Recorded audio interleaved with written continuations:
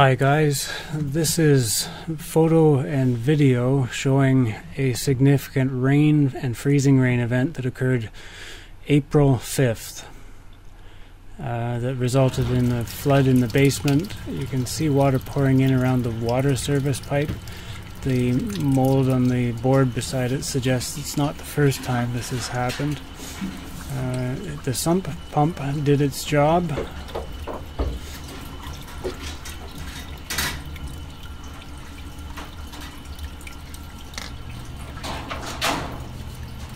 The flooding extended into the rec room about 6 to 8 feet from the north wall of the cottage. It extended under the basement stairs, descending from the living room. It also soaked the floor of bedroom number 4 in the basement area, showing water coming in from the lakeside or south wall of the cottage.